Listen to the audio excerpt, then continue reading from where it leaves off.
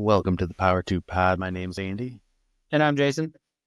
And this week's show, we're going to talk about the college football top 25 that just came out. First time the rankings have been released this year. A couple surprises and, a lot to talk about for sure.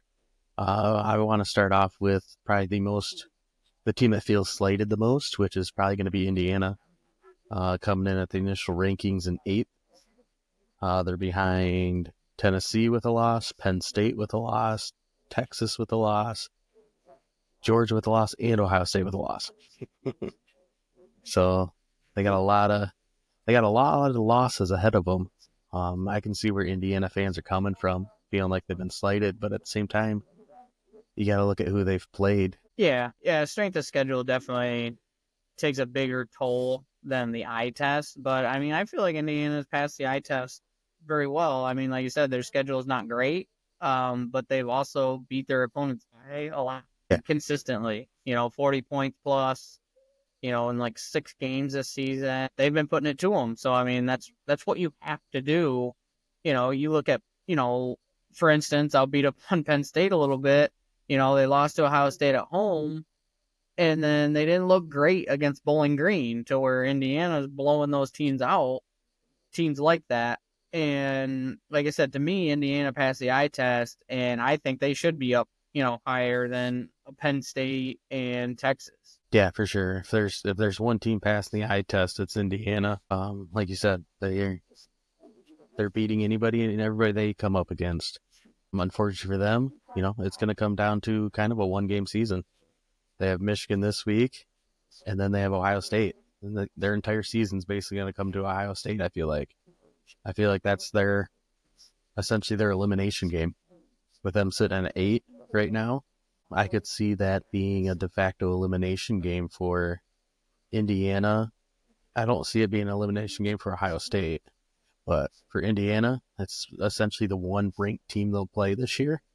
And if they drop that game, especially like if it's by a couple scores, I mean, that one game could eliminate Indiana, where you already have these 5-6 teams with a loss that are already in. Yeah, but, and you say that might not be an elimination game for Ohio, but I kind of think it is. If they don't beat Indiana, you're looking at, you lost to Oregon on the road, which you can classify that as a good loss.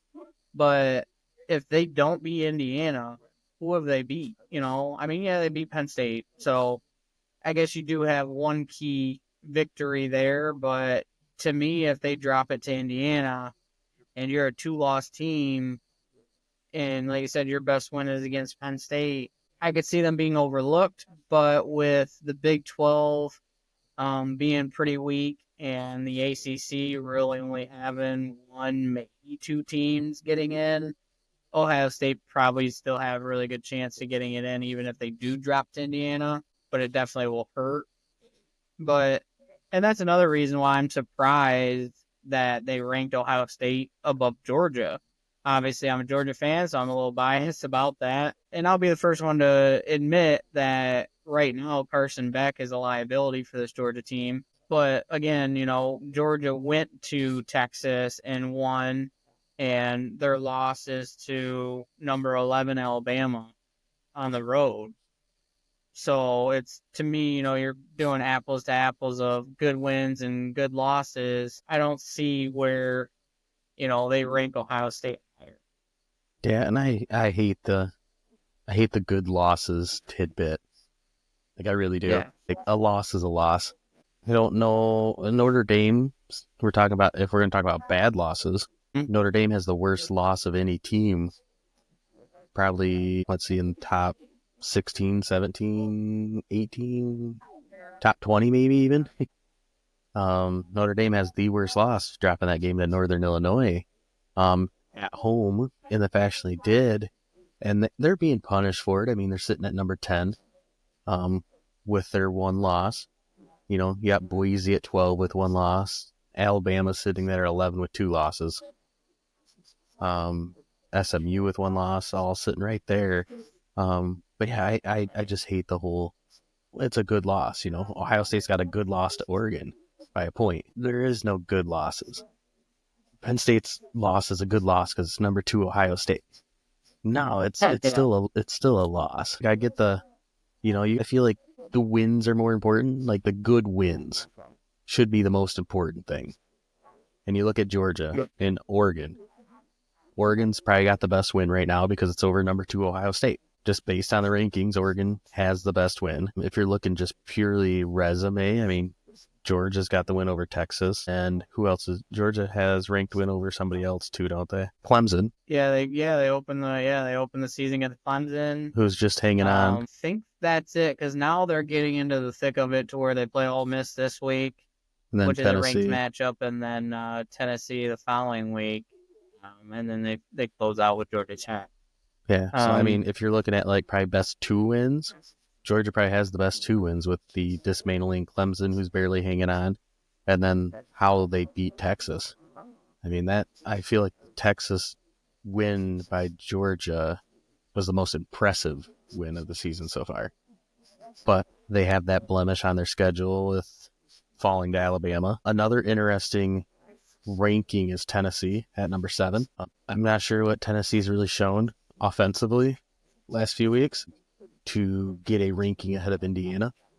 I mean, we talk about the eye test and all that, and if you show me an Indiana game and a Tennessee game, I'm watching the Indiana game because it's way more fun. Tennessee's got that stellar defense, which they've been waiting for a couple years now, and now they don't have the offense to complement it per se. And then let's see, what else can we look at here? Boise State coming in at number 12 as the group of 5.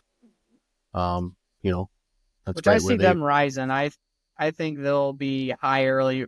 They'll be higher ranked than that 12 or 10, whatever the threshold is for the group of 5. I don't think they'll be a 12 seed. Yeah, group of 5 is just the highest ranked group of 5 team gets in automatically. Yeah. If they're ranked higher than 12, they get whatever seed they get based on their ranking. They're not locked into that 12 seed.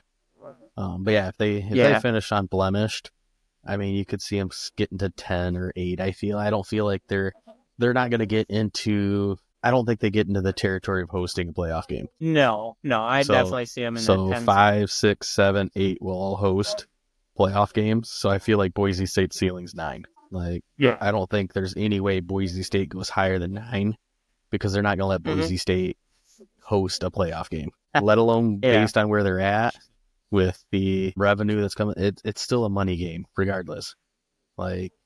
Business is still going to affect these rankings, however you want to look at it. Boise State, if they win out and chaos ensues, Boise State's not hosting college football playoff game. The powers to be will not let that happen. Some interesting stuff kind of toward the bottom of the rankings that I found interesting. Clemson still hanging on at 23. Missouri hanging on at 24. If anybody's watched Missouri the last month, that's not a ranked team. They have struggled. Yeah, they have definitely been, teams are figuring them out very easily. And, Brady Cook has just been struggling. They haven't been able to establish a run game like they've kind of relied on in the last year or two. So, yeah, that was definitely kind of a downfall from last year when they finished, 8th overall, I think. But one team that I really don't like that's on here is Notre Dame. And I understand they're a 1-loss team, but at the end of the day, it's to me, you're looking at the strength of schedule and you don't play a conference game. To me, that's huge that you don't play a conference championship game and you have a horrible loss at home. And like I said, I think their biggest victory right now would be Texas A&M. And, they could end up being a 3-4 loss team. They play Texas at the end of the year. I'm not sure who they got in the next upcoming weeks, but yeah, I just don't see if Notre Dame as an independent has to go out and play some superior elite teams to be considered, in my opinion. Yeah. Like I said, it comes down to good loss, bad loss, which all losses are bad, but I feel like you have to hold that Northern Illinois loss against Notre Dame, which I feel like it's being held against them pretty good right now. But the back half of their schedule isn't looking as strong as it once did, with USC falling off, now going to a backup quarterback. That USC game is not going to be a resume builder. And then, I mean, they're being treasonous and defeating Army and Navy, where we're going to be ranked at the time of they're going against it. I mean, literally committing treason against our country and beating our armed forces. Leave it up to the Catholics. Right. Like, I would love nothing more for Army to go in Notre Dame and beat them. Will it happen? I don't know. I mean, we'll see. If you're looking at like who could really come up and crash the playoff and really kind of screw with the rankings, I think in the Big 12 right now, I mean, their highest is BYU at 9. So that tells me they're only a 1-bid conference right now. So whoever wins that conference title game, whether it's BYU, Kansas State, or Colorado, is kind of 3 teams that's going to come down to. And Iowa State too. Forget about them sometimes. But with your highest team being ranked number 9 and they're undefeated at number 9, it tells you a lot about what the committee feels like about the Big 12. The ACC could be interesting too, because after Miami, you have SMU at 13, Pittsburgh at 18, Louisville at 22, and Clemson at 23. If you're looking, I mean, if Pitt kind of really fell off against that SMU game, SMU really put it to them. So now you're really, SMU sitting at 13, and that's the second highest ranked ACC team. So, I mean, if SMU goes on to win and Miami has 1 loss, and it's in the conference final, ACC could be getting 2 teams in. But, I mean, how it's looking like you're going to get 1 Big 12 team, 1 Group of 5 team, maybe 2 ACC teams, and then it's going to be Big 10 SEC. Like, yeah, if you're not in those conferences, you're going to think there's a bias, but that's just where the best football is being played. There's a reason why, Big Ten's got 4 good teams and all 4 are in the top 8. Yeah, exactly. But, and I think the ACC definitely gets 2 teams. And if you look, both Miami and SMU have really weak schedules to finish out the year. Wake Forest, Boston College, Georgia Tech. So, I expect, Miami to be undefeated going into the championship game, MS having that 1 loss, being a conference, going to the conference championship game. So I see both of those teams getting in. But yeah, like you said, the SEC and the Big Ten, over the last few years have been a gauntlet for these teams. It was, you just see it, you constantly get 1-3 matchups and 2-5 matchups. And it's the best football. Look at the Georgia-Texas game. Even though Texas kind of underperformed, switched quarterbacks, and went back, like, it was still a really good game, really competitive game. I think it ended up being like a 15-point difference. You got Oregon and Ohio State, Penn State, Ohio State. Those are like elite matchups that, you don't see in the ACC. You don't see in the Big 12. You see Big 12. You see Texas Tech beating the number 1 team in the Big 12, or Kansas knocking somebody off. And it's just like, that doesn't happen too much in the Big 10 SEC too often. Yeah, and one thing I've said all year is there's going to be a 10-2 team that misses out. If you're ACC or Big 12, you could be looking at a 3-loss team from the Big 10 or SEC really being considered over your 1-loss or 2-loss team, just based on who have you beaten is what it's going to come down to. I feel like the wins should matter more than the losses. Like, good wins should matter more than bad losses. There's a possibility that there could be a huge wedge in the SEC because, I could see Georgia dropping to either Ole Miss or Tennessee. I don't want to see it happen, but either one of those games, I don't think they drop both. I feel like they could drop one of those games. So that makes Georgia a 2-loss team. And that would make, say they lose to Ole Miss, they're a 2-loss team with a win over Georgia. But then, like I said, Georgia won over Texas, And then, like I said, you still have Tennessee in there. If they end up beating Georgia, they could be a one-loss SEC team. And then you still have Alabama, who, if they beat LSU this week, can easily win out and be a two-loss Alabama team. So there's a lot of scenarios that can play out in the next couple of years or next couple of weeks to where you get a lot of those, like you said, 10-2 lost teams. It's like, how do you how do you kind of pick and choose, who had the harder schedule, who passes the eye test and all that? There could be a huge kind of roadblock in the SEC come in the next couple weeks. Yeah, it'll be interesting to see if you have four or five teams in the SEC at 10-2. The Big Ten doesn't look like it's going to work out that way. You're probably going to have an undefeated Oregon. You're either going to have a one-loss Indiana or an undefeated Indiana with a one-loss or two-loss Ohio State. Penn State's going to be favored in their last four. So you could be looking at undefeated Oregon, Ohio State with one loss, Indiana with one loss, and Penn State with one loss. And then a huge gulf. And even though, it sucks for Indiana that, like, they're going to be judged on one game this year.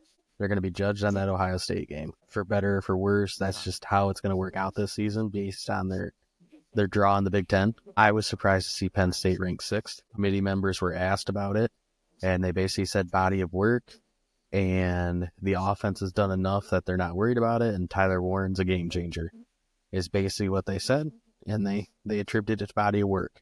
They valued that West Virginia win week 1 when they went to West Virginia, and they still value that USC win when they went to USC. Because if you look, Penn State's schedule, the only ranked team that might finish ranked in the rankings is going to be Ohio State that they faced. Unless if Minnesota can stay hot, they might slide into the rankings here in a couple weeks. But, if you look at Penn State and Indiana's schedule, it's going to be eerily similar, where they each are going to play one team that's been ranked. Yeah, and I think unfortunately with Penn State, you get that, the look of you can't beat Ohio State, they're like 1-10.